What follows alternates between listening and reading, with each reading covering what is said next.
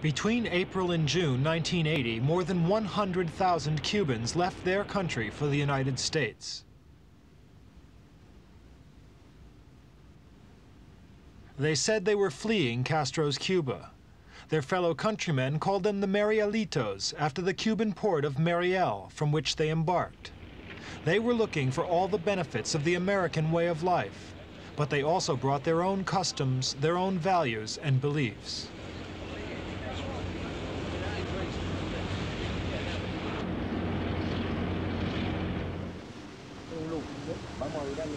One new arrival is Juan. In Cuba, he practiced what is known as Santeria. Parts of Santeria were brought to the Caribbean by slaves from Africa. It's a mixture of old African religions and Catholicism. In Cuba, the rituals can only be performed with government approval. They're not illegal. But Juan spent 15 months in prison because he refused to ask for such permission. Then he decided to come to the United States. Juan is a Santeria priest, a santero. He routinely sacrifices birds and animals for thousands of Cubans who follow Santeria. The cult is not in itself illegal in the United States, but certain aspects of it may be. These questionable aspects have led the authorities to become interested in the cult. Professor Wetley of the Medical Examiner's Office explains why. I first started learning about it when I actually first started working as a forensic pathologist. I'd be on death scene investigations and I would find strange things like colored beads around people's necks or hanging in their rooms, depictions of Christian saints when there was obviously not a Catholic type or Christian type ritual or something along those lines being performed. Nobody could really tell me about it until one day I finally ran into a Santeria altar. And that's what really piqued my interest in it. And from there, I began to learn a lot more about Santeria.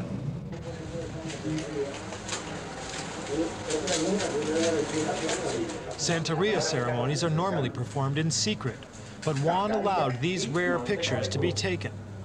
This is a white magic ritual, which means that it is not for evil purposes.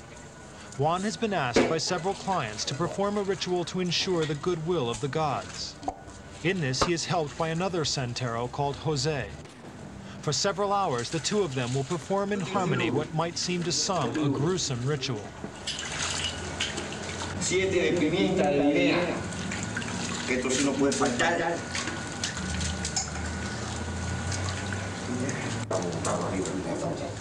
The 7 cauldrons on the floor represent 7 clients. One client is asking Juan to pray to the gods to bring him and his family good health. Another client is Juan's next-door neighbor, who asked him to find a name for his newborn baby that will please the gods. During a white magic ceremony, the santero invokes the good side of the gods. But in black magic, it is the sinister side of the gods which is awakened. The white magic is far and away the most predominant. It's unusual for the black magic actually to appear. The vast majority of Cubans who are practicing Santeria, which is probably the majority of them in this community, practicing it to varying degrees anyway, are practicing the white or the neutral magic. These people are sick, they have life situations, and they're trying to find help for those particular situations, cures for certain diseases, to pass an examination, to save a troubled marriage, or whatever. This is the white magic of it.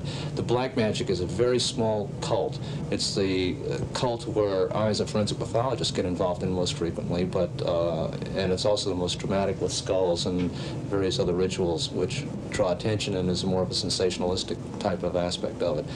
The black magic.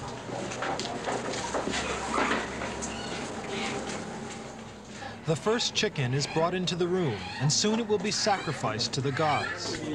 Juan brushes Jose's chest and back with the bird to bring the spirits into the body. Plucking the feathers and dropping them on the cauldrons will bring the clients closer to the gods.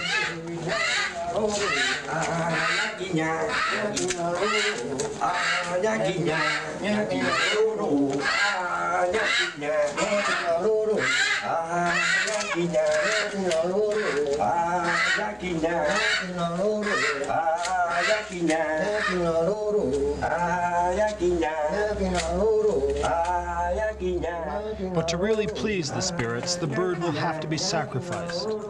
With his machete, Juan slits the chicken's throat, and with Jose's assistance, the blood is sprinkled over the cauldrons, clay gods, and silver statues. Then the bird's head is placed on one of the cauldrons.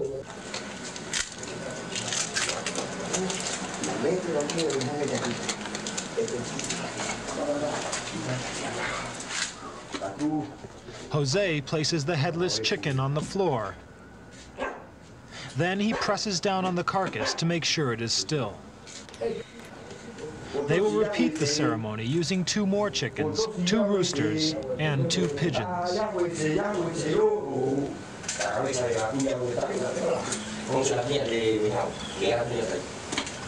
2 of the gods invoked in this ritual are Babalu Ai and Yemaya.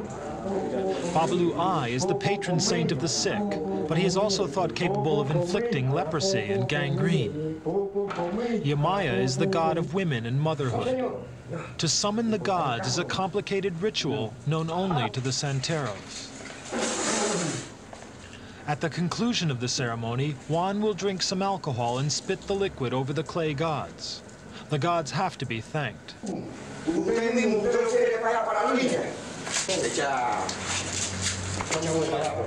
The priest makes one last sacrifice to satisfy the gods fully.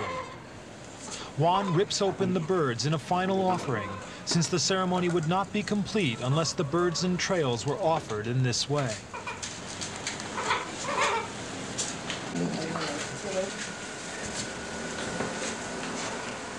Jose, using his cigar, blows smoke underneath the pots and the clay gods. As a symbol of purification and appeasement, the smoke will rise to the heavens. The gods will be pleased with the offerings made them by the Santeros.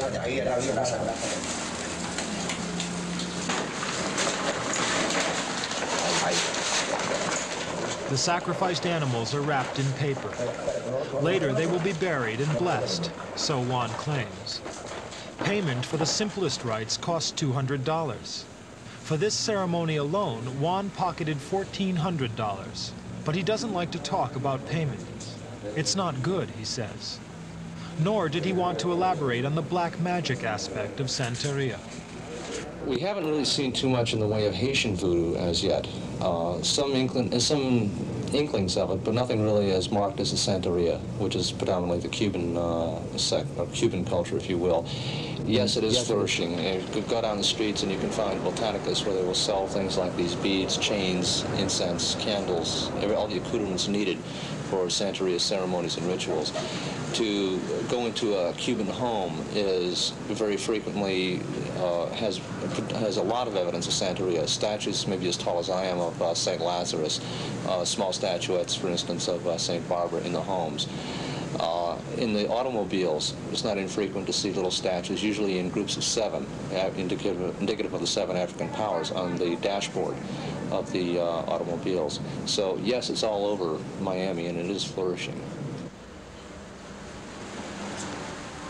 Santeria exists because people believe in it. And because it is a mixture of certain religions, people can pick and choose how they would like to practice it. It comforts some because its roots go back in time. But certain aspects of it may be misunderstood in the United States. And the danger always exists that Santeria might cross the barriers of legality too often. Juan's business already raises a few questions. This farm where Juan obtains his sacrificial animals would be closed down if inspected by Florida's health officials. And the way the animals are killed is also questionable. Under Florida law, it is not unlawful to kill animals for such rituals, but death must be instant.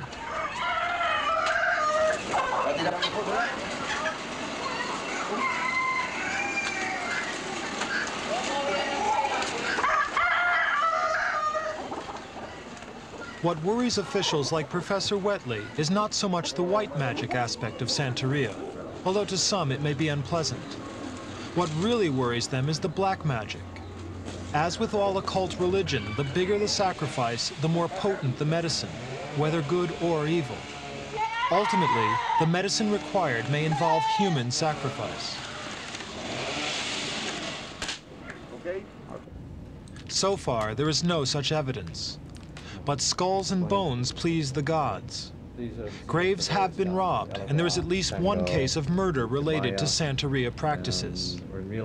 The United States has embraced many different cultures and is sometimes called a melting pot. The question is now, as Cubans move around America, will Santeria go with them?